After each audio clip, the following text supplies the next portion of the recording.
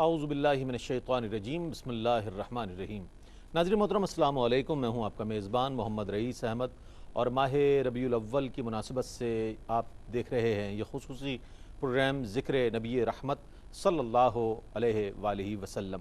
مختلف موضوعات کے ساتھ ناظرین آپ یہ پروگرام دیکھ رہے ہیں۔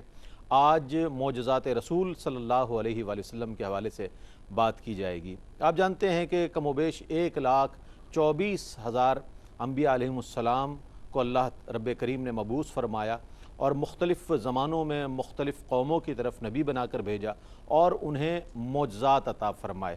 بہت سے لوگوں نے وہ معجزات دیکھے اور نبی آخر الزمان صلی اللہ علیہ وآلہ وسلم کو تو آپ یہ سمجھ لیجئے کہ سراپا معجزہ بن کر تشریف لائے دنیا میں، اور آپ کو معجزات اتنی زیادہ عطا کیے گئے کہ جس پر اگر ہم بات کریں گے تو کسی ایک معجزے پہ بھی بات کر لیں تو کئی ایسے پروگرام چاہیے ہوں گے۔ لیکن رد شمس کا واقعہ دیکھ لیں، شق القمر کا واقعہ دیکھ لیں، یا یہ کہ واقعہ معراج دیکھ لیں، اور دیگر معجزات جب آپ کے ہمارے سامنے آتے ہیں تو اس میں آپ کی شان محبوبی بھی نظر آتی ہے اور آپ کے اختیارات بھی نظر آتے ہیں۔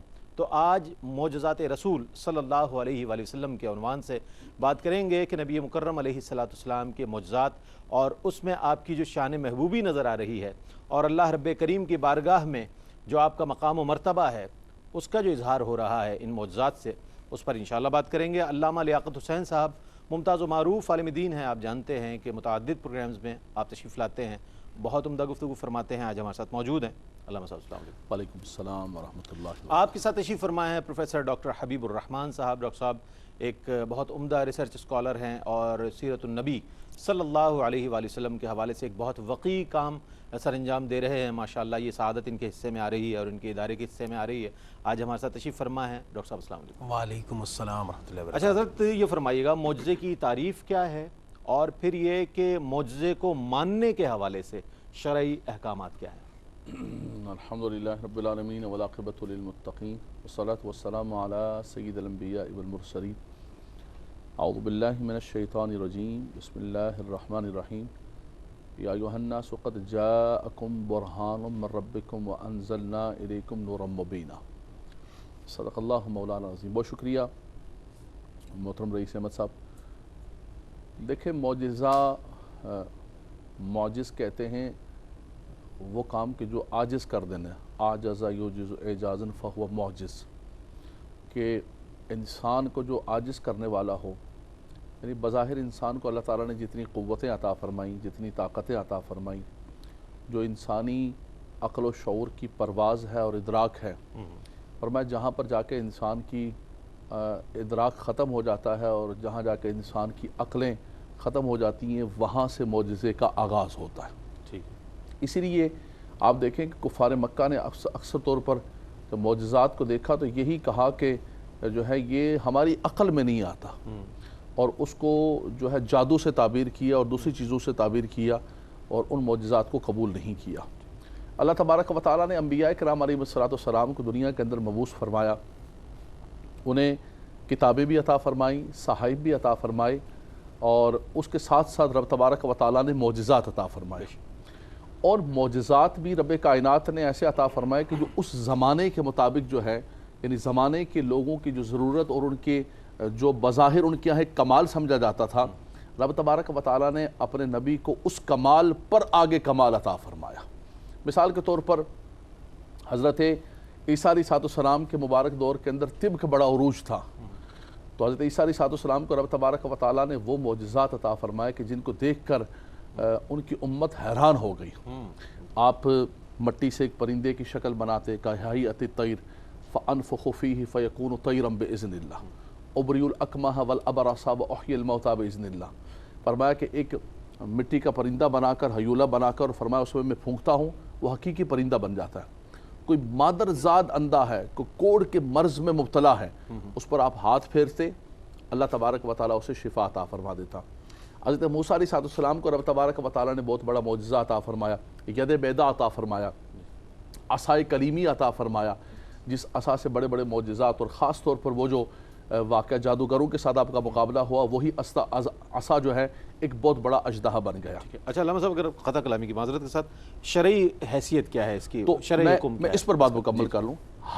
ہر زمانے میں رب تبارک و تعالیٰ نے انبیاء کرام علیہ السلام کو معجزات عطا فرمائے، لیکن امام الانبیاء صلی اللہ تعالی وسلم کی جب باری آئی تو قرآن نے کہا کہ یا ایھا الناس قد جاءکم برہان من ربکم، فرمایا ایک معجزہ نہیں، 2 معجزے نہیں، 3 معجزے نہیں، بلکہ آپ کے سراپائے معجزہ بنا کر دیکھیں۔ معجزہ اللہ تبارک و تعالیٰ کی طرف سے ایک نبی کے پاس ایک نبوت کی دلیل ہوتی ہے۔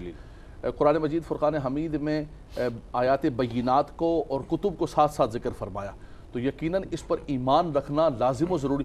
وہ معجزہ پیش ہی کرتے اس لیے ایک نبوت کی دلیل کے طور پر، نبوت کے نشانی کے طور پر، اس لیے اس پر ایمان رکھنا لازم و ضروری۔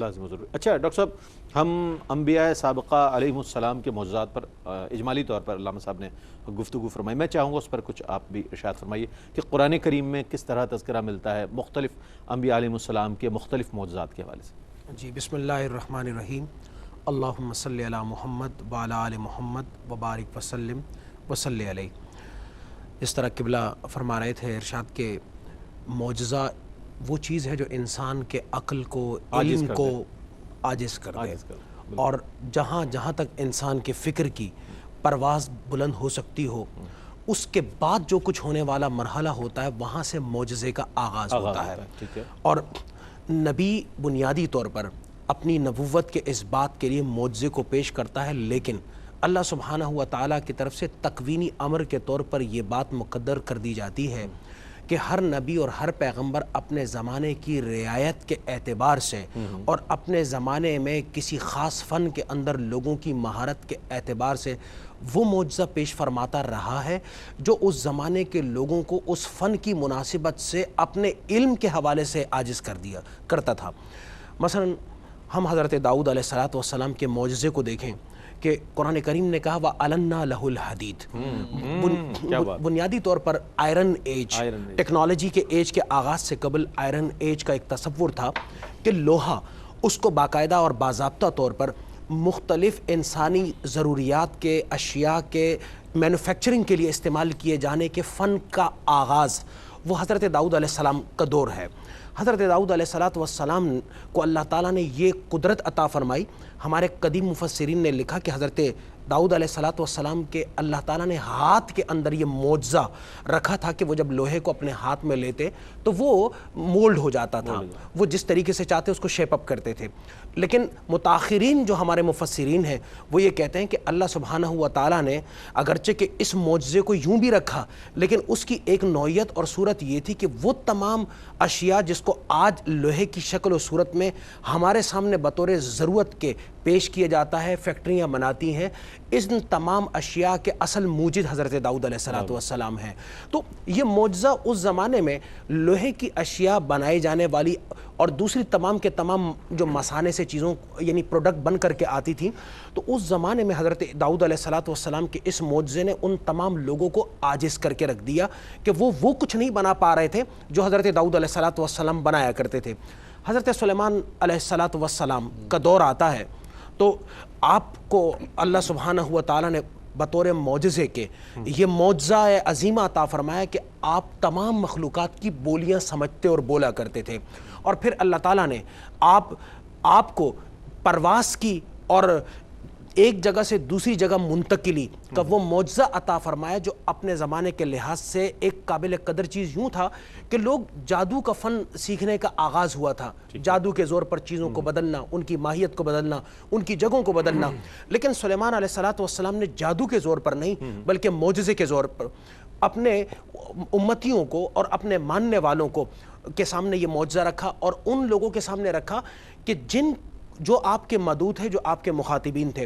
اس کے بعد جس طرح علامہ صاحب نے ذکر فرمایا حضرت موسیٰ علیہ السلام کا دور وہ جادو کے زور کا ایک زمانہ تھا اور جادوگری بہت عام تھی، تو آپ نے معجزے کے ذریعے سے ان جادوگروں پر اور اپنے لوگوں پر جو آپ کے مخاطبین تھے اس بات کو ثابت کیا کہ اصل چیز معجزہ ہے نہ کہ جادو ہے، اصل وہ علم ہے جو اللہ کی طرف سے عطا کیا جاتا ہے، نہ کہ وہ جو انسان کسب کے ذریعے سے لے کر کے اور اس کے ذریعے سے لوگوں کو بیوقوف بنا رہا ہو۔ اس کے بعد ہم آگے چلتے ہیں، حضرت عیسیٰ علیہ السلام آپ کا دور طبابت کے عروج کا دور ہے، طبابت اپنے ارتقائی منازل کی طرف داخل ہوتی ہے، مادرزاد جو نابینا ہوا کرتے تھے، یعنی بورن بلائنڈ پیپل، تو حضرت عیسیٰ علیہ السلام کو جو مسیح کہا جاتا ہے اس کی ایک نسبت یہ بھی تھی کہ آپ جن پیدائشی نابینا افراد کے آنکھوں پر ہاتھ پھیر دیا کرتے، اللہ تعالیٰ ان کی روشنائی اور بینائی کو واپس فرما دیا کرتا تھا. بالکل بالکل بالکل. تو اس تناظر میں آقا کریم علیہ السلام کو جو معجزہ عطا کیا گیا، اگرچہ کہ جس طرح تمام معجزات کا ذکر آپ فرما چکے ہیں، لیکن آپ کا معجزہ عظیمہ جس کے سامنے تمام کے تمام اہل مکہ اور عرب مبہوت ہو کر کے رہ گئے، وہ قرآن پاک کا معجزہ تھا جو زندہ معجزہ ہے، اور یہ وہ معجزہ ہے جو حصی شکل میں آج بھی موجود ہے اور انشاءاللہ قیامت تک یہ موجود رہے گا. بہت عمدہ. علامہ صاحب، نبی کریم علیہ السلام کی ولادت باسعادت پر رونما ہونے والے جو معجزات ہیں، ہم ان کی طرف آئیں گے اور ان کے بارے میں آپ سے جاننا چاہیں گے. ایک مختصر سا وقفہ ہے ناظرین، وقفے کے بعد حاضر ہوں گے. مجھے امید ہے آپ ہمارے ساتھ رہیں گے. ناظرین، آپ کا خیر مقدم ہے ذکر نبی رحمت صلی اللہ علیہ وآلہ وسلم. اس عنوان سے آپ یہ پروگرام دیکھ رہے ہیں، پوری سیریز ہے، اور آج ذیلی موضوع جو ہے ہمارا معجزات رسول صلی اللہ علیہ وآلہ وسلم ہے. یہی تذکرے ہیں، ہر جگہ قمقمے لگے ہوئے ہیں، ہر جگہ کو روشن کیا جا رہا ہے، گھروں کو، شہروں کو، ملک کو. الحمدللہ جہاں جہاں اہل ایمان آباد ہیں وہاں پیارے نبی صلی اللہ علیہ وآلہ وسلم کی ولادت باسعادت کے تذکرے ہو رہے ہیں، نعتیں پڑھی جا رہی ہیں، درود و سلام پڑھے جا رہے ہیں، اور گھروں کو سجایا جا رہا ہے. تو ولادت ہی کا ذکر ہے، اور ولادت مبارکہ پر جو رونما ہونے والے معجزات ہیں، میں چاہوں گا اس پر کچھ ارشاد. جی، خاص طور پر جیسے کہ علامہ صاحب نے ذکر فرمایا کہ آقا دو جہاں صلی اللہ علیہ وسلم کا جو معجزہ کبریٰ ہے وہ قرآن مجید فرقان حمید ہے، اور پھر خود حضور علیہ السلام کی جو حیات طیبہ ہے وہ بھی ایک بہت بڑا معجزہ ہے. بالکل کہ آقا دو جہاں صلی اللہ علیہ وسلم کا دنیا کے اندر جلوگر ہونا. آئے تو سب انبیاء کرام، سب کی ولادت ہوئی ہے، اور قرآن مجید فرقان حمید نے یہ بھی بات ایک ملحوظ خاطر رکھی جائے کہ ہمارے ہاں عمومی طور پہ یہ سمجھا جاتا ہے کہ شاید کسی کے پیدا ہونے کا دن یہ کوئی خاص اہمیت نہیں رکھتا ہے. ایسا نہیں ہے. رب تبارک و تعالیٰ نے خاص طور پر قرآن مجید فرقان حمید کے اندر انبیاء کرام کی جو ولادت کے دن ہیں اس کو ایک محترم قرار دیا. السلام علیہ یوم ولد و یوم اموت و یوم ابعث حیا والسلام علیہ یوم ولدت. دو مقامات پر حضرت زکریا اور حضرت عیسیٰ علیہ السلام، حضرت یحییٰ علیہ السلام اور حضرت عیسیٰ علیہ السلام کے حوالے سے. تو نبی کریم سے ہر نبی دنیا کے اندر آیا، لیکن آقا دو جہاں صلی اللہ علیہ وسلم کی جو ولادت باسعادت تھی اور اس ولادت پر جو معجزات کا ظہور ہوا، خود مشکاہ شریف کی حدیث پاک ہے، اللہ کے نبی صلی اللہ علیہ وسلم نے فرمایا کہ میں تمہیں اپنے اول ترین معاملے کا تذکرہ کروں. سأخبرکم بأول امری انا دعوت ابی ابراہیم و بشارت عیسیٰ و رؤیا ام التی رأت حین ودعتنی. فرمایا کہ میں دعائے ابراہیم خلیل اللہ ہوں، میں بشارت عیسیٰ علیہ السلام ہوں، اور فرمایا کہ میں اپنی ماں کے وہ مبارک خواب ہوں کہ جو ولادت کے وقت انہوں نے دیکھے. فرمایا کیا منظر تھا کہ میری ماں نے میری ولادت کے وقت ایک ایسا نور چمکتا ہے کہ میری ماں مکہ مکرمہ میں بیٹھ کر شام کے محلات کو دیکھتی ہے. اور آل مکہ نے خود ملاحظہ کیا، قریش نے ملاحظہ کیا کہ آقا جہاں صلی اللہ علیہ وسلم کی ولادت باسعادت ہوتی ہے تو ستارے گر رہے ہوتے ہیں، اور اس کے بعد کعبۃ اللہ وجد کے اندر آ جاتا ہے. ہر طرف جو ہے ایک شور ہوتا ہے کہ وہ نبی آخر الزماں صلی اللہ تعالی وسلم تشریف لے آئے. بلکہ روض الانف کے اندر لکھا ہوا ہے کہ شیطان لعین اپنے چیلوں کے ساتھ اور حواریوں کے ساتھ بیٹھا ہوتا ہے، اور وہ زندگی کے اندر 4 مرتبہ وہ چیخیں مار کر ہوتا ہے. ان 4 میں سے ایک جو وقت ہے حین ولد رسول اللہ صلی اللہ علیہ وسلم. ستارے جب گرنا شروع ہوئے، نبی کریم صلی اللہ علیہ وسلم کی ولادت ہوئی، تو اس نے کہا کہ وہ آ گیا کہ جو ہمارے سارے معاملات کو تہس نہس کرنے والا ہے. کسی طرح جو ہے ان کو نقصان پہنچانے کی کوشش کرو. تو آقا دو جہاں صلی اللہ علیہ وسلم کی جلوہ گری سے ایک تو جو کفر و شرک تھا، اور خاص طور پہ زمانہ جاہلیت کی جتنی چیزیں تھیں ان کو آ کر حضور نے ختم فرمایا. وہ کہتے ہیں نا کہ وہ آمنہ کے گھر وہ نور چمکا کہ جس نے سارے جہان کو بقائے نور بنا دیا. اور خاص طور پر آقا دو جہاں صلی اللہ علیہ وسلم کی ولادت باسعادت پر ان خوارق عادت کا اور ان چیزوں کا ظہور ہوا، اور خانہ کعبہ پر جھنڈا لگایا گیا. خانہ کعبہ جو ہے وہ جھکتا ہے آقا دو جہاں صلی اللہ علیہ وسلم کی تعظیم کے لیے. قیصر و کسریٰ کے محلات کے اندر زلزلے آ جاتے ہیں، ستارے گر جاتے ہیں، شیطان زار و قطار رونے لگتا ہے، اور ہر طرف ایک ہلچل ہوتی ہے. اور مفتی احمد یار خان نعیمی رحمۃ اللہ تعالی فرمایا کہ نثار تیری چہل پہل پر ہزاروں عیدیں ربیع الاول سوائے ابلیس کے جہاں میں سبھی تو خوشیاں منا رہے ہیں.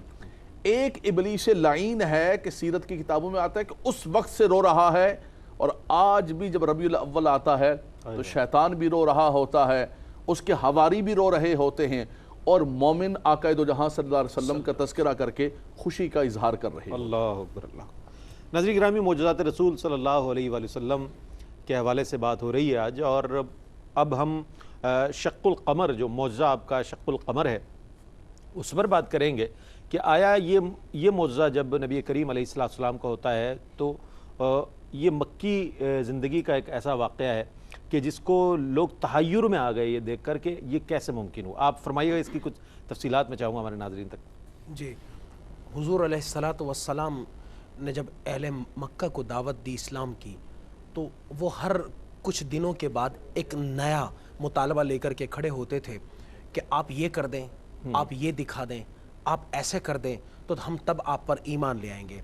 آقا کریم علیہ السلام نے ان کی ہدایت کے شوق میں ان کے تقریباً ہر مطالبے کو پورا کیا, اور جو مطالبات تھے اس کے مطابق اللہ سبحانہ و تعالیٰ کے فضل سے ان کو معجزات آپ دکھاتے رہے. لیکن جب تمام معجزات دیکھ لیے گئے اور تمام ان معجزات کو دیکھا گیا جو قابل مشاہدہ بھی تھے اور حسی بھی تھے, تو اہل مکہ کو اس زمانے کے لوگوں نے یہ بات سجائی کہ دراصل بات یہ ہے کہ یہ تمام کے تمام جتنے بھی معاملات ہیں ان کی نوعیت جادو کی سی ہے. ہم صرف اس معجزے کو مانیں گے جو اس موجودہ دنیا کے اس گلوب سے اوپر کی طرف منسوب کسی چیز کے ساتھ متعلق کوئی معجزہ ہوگا, کیونکہ جادو دنیا کی کسی چیز پر تو اثر کر سکتا ہے, چاند اور سورج کے اوپر وہ اثر انداز نہیں ہو سکتا. اگر چاند, سورج اور ستاروں پر جادو اثر انداز ہونے لگے تو ہر جادوگر وہ ان کو غائب کرنا شروع کر دے گا, توڑنا شروع کر دے گا, اور ان کے ذریعے سے وہ لوگوں کو گمراہ کرنا شروع کر دے گا. تو جتنے جادوگران تھے ان کی طرف سے یہ بات کہی گئی. چنانچہ اہل مکہ ایک وفد کی شکل میں حضور صلی اللہ علیہ وسلم کی بارگاہ میں آتے ہیں, اور بعض روایت میں ابو جہل آتا ہے اور یہ ڈیمانڈ, یہ مطالبہ کرتا ہے کہ آپ اگر اللہ کے سچے رسول ہیں تو شق القمر, اس چاند کو ٹکڑے کرنے کا معجزہ آپ ہمارے سامنے دکھلا دیجئے ہمیں. حضور علیہ السلام اپنی انگلی کے اشارے سے رات کے وقت جب چاند کی طرف اپنی اس انگلی کو اٹھاتے ہیں تو اللہ سبحانہ و تعالی چاند کے 2 ٹکڑے فرما دیتا ہے, اور چاند کے 2 ٹکڑے اس طرح ہوتے ہیں کہ وہ دونوں ٹکڑے مکۃ المکرمہ کی 2 پہاڑیوں پر یوں آ جاتے ہیں کہ جبل حرا وہ اس کے درمیان سے نظر آ رہا ہوتا ہے, اور باقی اس کے بعد کچھ دیر کے بعد چاند دوبارہ آ کر کے واپس جو ہے وہ جڑ جاتا ہے. اب بہت سارے لوگ ایسے ہوتے ہیں کہ جو اس وقت مکۃ المکرمہ میں موجود نہیں ہوتے. اہل مکہ خود اس معجزے کے مشاہدے کے باوجود بھی انکار کر جاتے ہیں کہ یہ بنیادی طور پر آپ کے جادو کے سبب ایسا ہو رہا ہے, حقیقتاً اس کا تعلق کسی معجزے سے نہیں ہے, نہیں آپ کی نبوت کے دلیل کے طور پر ہے.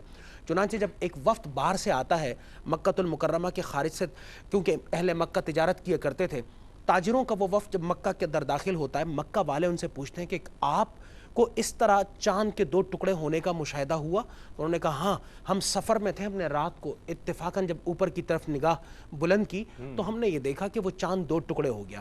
رہی یہ بات کہ کیا حقیقتاً ایسا ہوا, اور ہوا تو اس کے خارجی دلائل کیا ہیں, کیونکہ ہو سکتا ہے کہ مسلمان یہ بات اپنے طور پر کر رہے ہیں اور حقیقت کے ساتھ سائنٹیفک توجیحات بھی لوگ مانگتے ہیں. اس کی سائنٹیفک توجیحات. اب سائنٹیفک توجیحات کا معاملہ یہ ہے کہ بنیادی طور پر سائنس تو مشاہدے کی چیز ہے, اور اپنے تمام کے تمام جو ایکسپیریمنٹس ہوتے ہیں ان کو بیس کیا جاتا ہے مشاہدے کی بنیاد کے اوپر. تو کیا یہ ممکن ہے کہ حضور علیہ السلام نے ایسا کیا ہو؟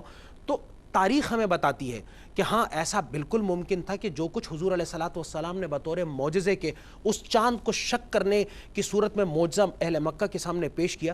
ہندوستان کی بڑی مشہور بندرگاہ مالابار کی ہے, اور مالابار کی بندرگاہ کا جو راجہ تھا وہ راجہ اتفاقاً اس رات کو اپنے چھت کے اوپر چہل قدمی کر رہا تھا, اور وہ چاند ہی کی طرف اس کی نگاہ اٹھی ہوئی تھی. وہ اچانک دیکھتا ہے کہ چاند 2 ٹکڑے ہو جاتا ہے, اور 2 ٹکڑے ہونے کے بعد چاند واپس جڑتا ہے. اس پر ایک ہیبت طاری ہوتی ہے. یہ محل میں نیچے آتا ہے, پامسٹ ہوتے ہیں اور جو نجومی ہوتے ہیں ان سے پوچھا جاتا ہے کہ کوئی ایسی بات تو انہوں نے کہا ہاں ہماری کتابوں کے مطابق ایسا واقعہ وقوع پذیر ہونا مقرر تھا اور وہ ہو چکا ہے۔ چنانچہ یہ اپنے جگہ پر اپنے جانشین کو مقرر کر کے اور خود مدینہ طیبہ کی طرف روانہ ہو جاتا ہے۔ تاریخ ہمیں بتاتی ہے کہ یہ شخص مدینہ طیبہ میں بارگاہ رسالت امام صلی اللہ علیہ وسلم میں حاضر ہو کر کے ایمان لے آتا ہے اور مسلمان ہو کر کے واپس لوٹنے لگتا ہے، اور یمن کی بندرگاہ کے قریب جب یہ پہنچتا ہے تو اس کا انتقال ہو جاتا ہے۔ انتقال سے پہلے یہ وصیت اور حکم کے طور پر اپنے جانشین کو یہ حکم لکھ کر کے بھجوا دیتا ہے کہ آپ ایک مسجد کی تعمیر کریں تاکہ اس میں اللہ کی عبادت کی جائے۔ یہ مسجد جو مالابار میں آج بھی واقع ہے، بر صغیر پاک و ہند کی سب سے قدیم ترین مسجد ہے، جس کی نسبت اس راجہ جس کا بعد میں نام بدل کر کے عبد القیوم بن گیا تھا، اور وہ وہیں اس کا آج مزار یمن کے اس ساحلی علاقے میں ہے۔ یہ مسجد قدیم ترین مسجد تصور کی جاتی ہے۔ یہ ایک دلیل تھی، اور اس کی دوسری دلیل ہمارے ہاں کتابوں کے اندر موجود ہے کہ چین میں ایک عمارت منہدم ہوئی، اور منہدم ہونے کے بعد جب اس کی تاریخ کو نوٹ کیا گیا تو جو تاریخ اس کے اوپر مکتوب تھی وہ تاریخ وہی بنتی ہے، اور اس کے ساتھ ایک جملہ لکھا ہوا ہے۔ کہنے لگے کہ یہ عمارت اور اس کی تعمیر کا آغاز اس دن سے ہونے لگا ہے جس کی پچھلی رات میں چاند 2 ٹکڑے ہوا۔ جب اس تاریخ کو ملایا گیا، ہمارے مورخین نے ملایا، تو وہ وہی تاریخ ہے جو شق القمر کی تاریخ ہے۔ ہندوستان کی ایک عمارت ہے جس کی اساس اور بنیاد میں سے پتھر ملا، اور اس کے اوپر بھی وہی تاریخ کندہ ہے کہ اس تعمیر کا آغاز اور اس محل کی تعمیر اس رات سے شروع کی گئی ہے جس رات میں شق القمر کا واقعہ وقوع پذیر ہوا۔ اور بالفرض اگر ایسا نہ بھی ہوا ہو تو دنیا کے لاکھوں معاملات ہیں جو رومن لاء میں، جو اس ایرانین لاء کے اندر آج بھی بطور حقیقت کے قبول کیے جاتے ہیں، لیکن ان کی کوئی حقیقت تاریخی طور پر دستاویز کی شکل میں آج بھی موجود نہیں۔ لیکن جہاں تک حضور علیہ الصلوۃ والسلام کے معجزہ شق القمر کے اس واقعے کی تفصیلات کا علم ہے تو الحمدللہ آقا کریم صلی اللہ علیہ وسلم نے خود بھی اس واقعے کو بیان کیا، اور قرآن کریم نے بھی اس کو بیان کیا کہ اقتربت الساعۃ وانشق القمر، کہ وانشق القمر، تو کہا اس پورے واقعے اور اس منظرنامے کو بیان کیا گیا۔ تو قرآن اس کی تاریخ کی صداقت، حدیث اس کی تاریخ کی صداقت، اس زمانے کے لوگ اس کی تاریخ کی اور حقیقت کی صداقت، اور دیگر ذرائع وہ تمام اس کی پشت پر کھڑے میں اور اس کی حقیقت کو مسلم بنانے کے لیے کافی ہے۔ کیا کہنے، سبحان اللہ سبحان اللہ۔ اس حوالے سے مزید آگے بڑھیں گے اور رد شمس کے حوالے سے بھی بات کریں گے۔ یہ بھی ایک بہت معروف آپ کا معجزہ ہے کہ جو عمومی طور پر مقررین حضرات اور علماء حضرات اپنی تقاریر میں بیان فرماتے ہیں، کتابوں میں ضرور موجود ہے، ہمیں پڑھنا ہی چاہیے، اور اس سے ہمیں اندازہ ہوتا ہے کہ نبی کریم علیہ السلام کو اللہ تعالیٰ نے کیسے کیسے عظیم اور عظیم الشان معجزات عطا فرمائے۔ حاضر ہوتے ہیں ایک وقفے کے بعد، ہمارے ساتھ رہیے گا۔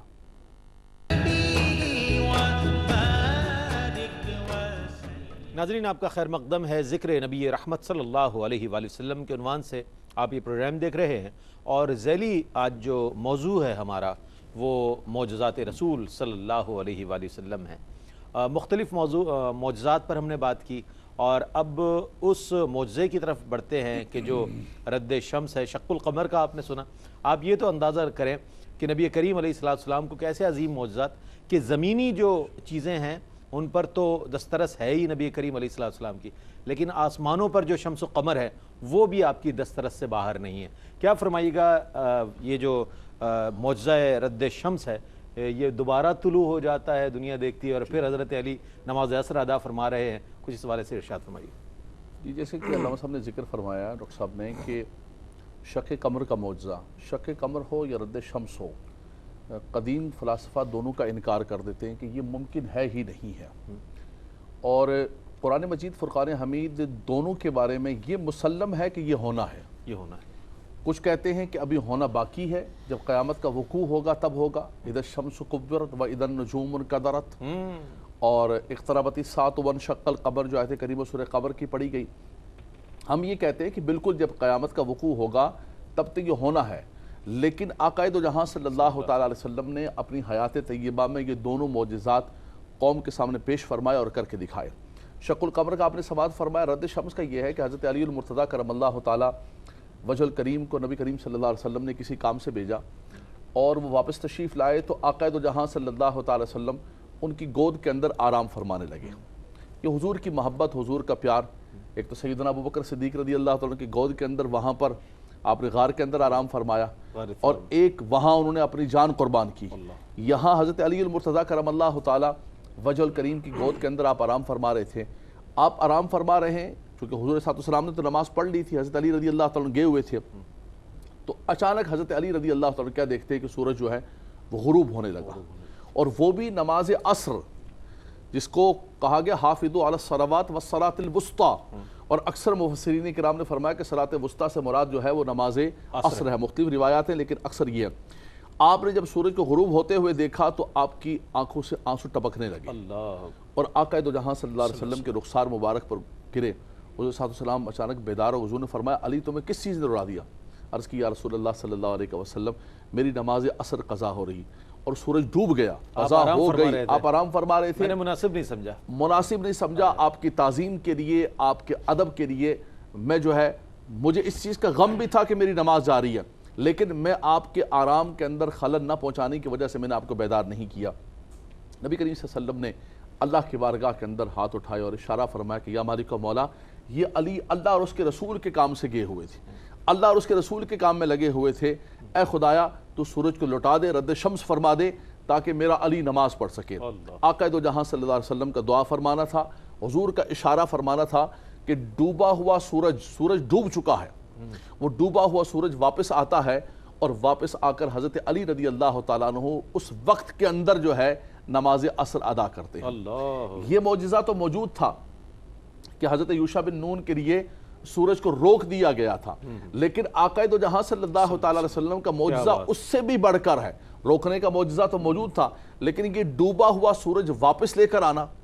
اب یہاں پر ایک میں نقطہ صرف کہوں گا، آپ یہ دیکھیے کہ حضرت علی رضی اللہ تعالیٰ نے نماز نبی کریم صلی اللہ علیہ وسلم کے لیے تعظیم کے لیے چھوڑ دی۔ حضرت ابو بکر صدیق رضی اللہ تعالیٰ نے اپنی جان قربان کر دی، سانپ کاٹ رہا لیکن حضور صلی اللہ علیہ وسلم کو بیدار نہیں کیا۔ اس سبق دیا امت کو کہ نماز بھی فرض ہے، جان بچانا بھی فرض ہے، حافظوا علی الصلوات والصلاۃ الوسطیٰ ولا تلقوا بأیدیکم الی التہلکہ، لیکن آقا دو جہاں صلی اللہ تعالیٰ علیہ وسلم کی تعظیم دونوں سے بڑھ کر ہے کہ مولا علی نے واری تیری نیند پر نماز، وہ بھی عصر جو کہ سب سے اعلیٰ خطر کیا۔ سب سے بڑی بات ایک دوسری چیز عرض کروں گا، جیسے اس حوالے سے میں نے عرض کیا کہ سورج کو روکنا، اور ایک ہے ڈوبا ہوا سورج۔ حضرت موسیٰ علیہ السلام کا ایک معجزہ کہ آپ بنی اسرائیل نے جب آپ سے پانی طلب کیا، اذ استسقیٰ موسیٰ لقومہ، آپ سے بنی اسرائیل نے جب پانی طلب کیا تو آپ نے اپنے عصا کو پتھر پر مارا، فانفجرت من اثنتا عشرۃ عینہ، 12 چشمے جاری ہو گئے، سب قبیلوں نے پیے۔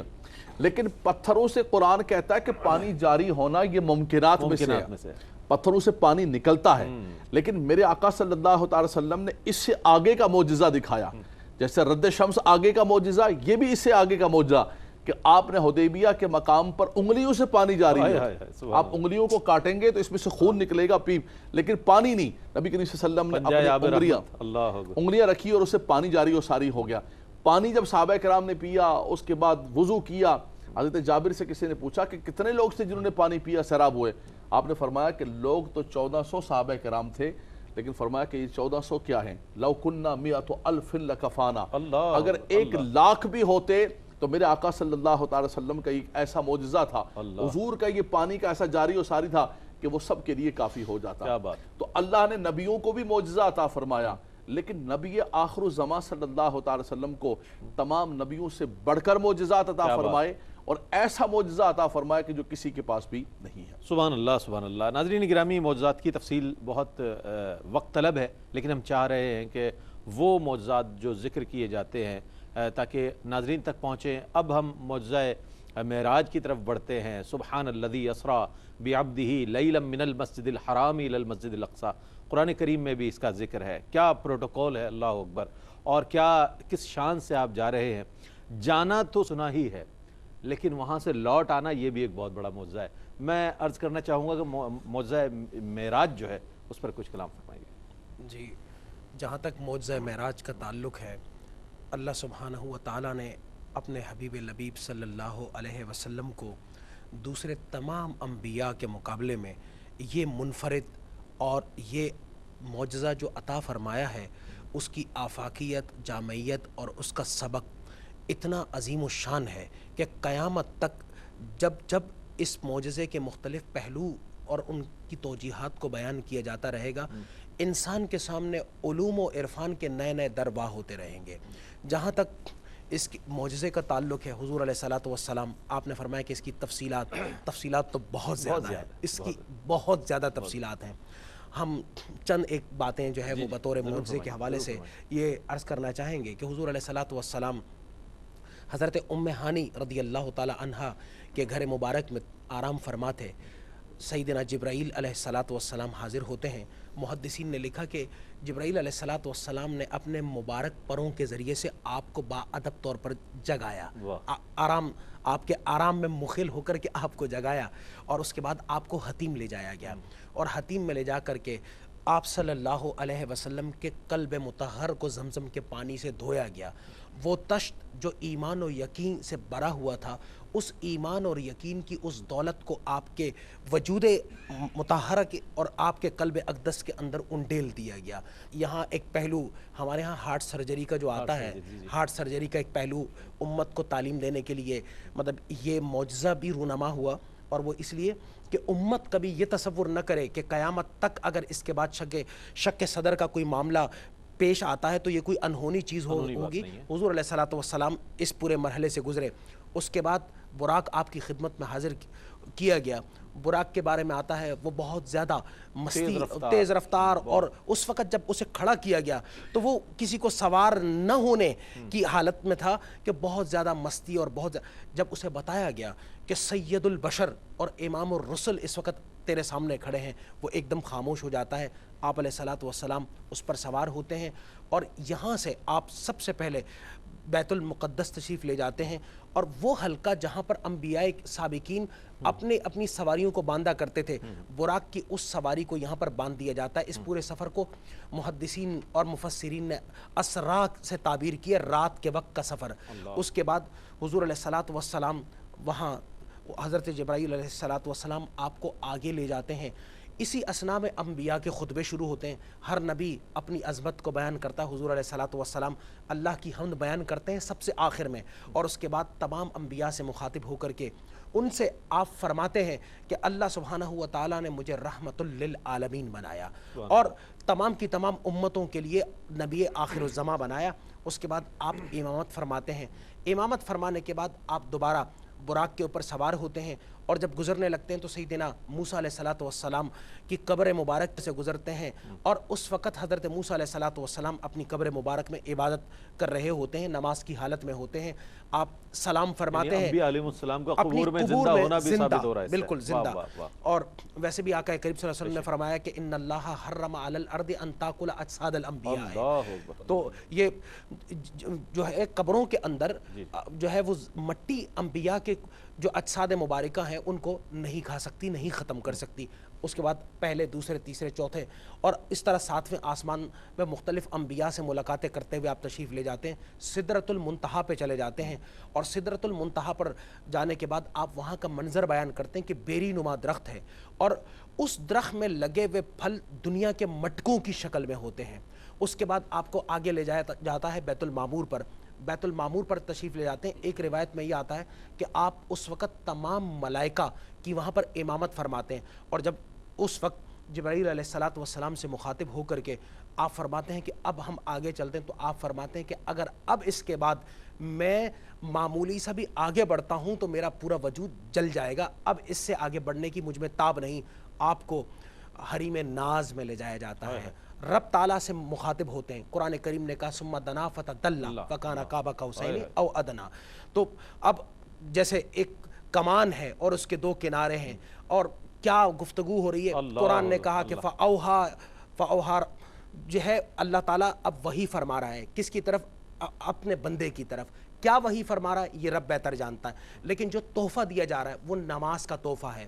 اور وہ نماز کا تحفہ لے کر کے آپ باوجود اس مقام پر کہ اب اگر آپ نہ چاہتے رب کی بارگاہ میں عرض کر دیتے کہ وہیں آپ کو رہنا ہے تو آپ وہیں پر رہ جاتے، لیکن آپ دوبارہ امت کی اصلاح کے لیے تشریف لاتے ہیں. میں آخری بات اس حوالے سے عرض کرنا چاہوں گا کہ ایویویشن جو سائنس ہے اور اسپیس ٹیکنالوجی اور اسپیس سائنس ہے، بنیادی طور پر اس کو جو اصل تصور کسی حقیقت سے اور کسی واقعے سے ملتا ہے وہ واقعہ معراج ہے.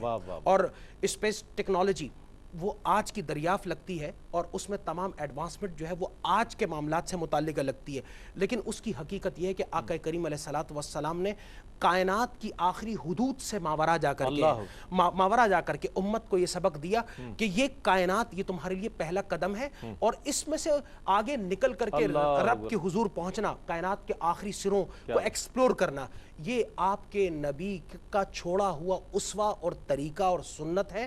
امت کبھی اس حوالے سے غفلت نہ برتے، اس لیے مسلمان حکومتیں ہیں، مسلمان لوگ ہیں، اگر وہ اسپیس کے حوالے سے کوئی ڈیولپمنٹ کرتے ہیں تو یہ آقا کریم علیہ الصلوۃ والسلام کی سنت کی عین اتباع میں انشاءاللہ تعالی شامل ہوگا۔ ماشاءاللہ۔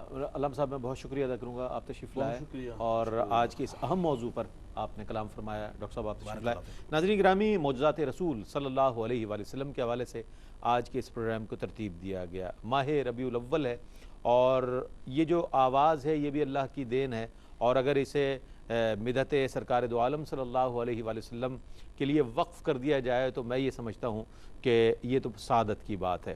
تو احمد ندیم قاسمی نے بہت اچھے اشعار کہے، اس حوالے سے میں پیش کرنا چاہوں گا کہ معجزہ حسن صوت کا زمزمائے صدا تیرا، دل میں اترتے حرف سے مجھ کو ملا پتا تیرا، اے میرے شاہ شرق و غرب نانے جویں غذا تیری، اے میرے بوریا نشیں سارا جہاں گدا تیرا۔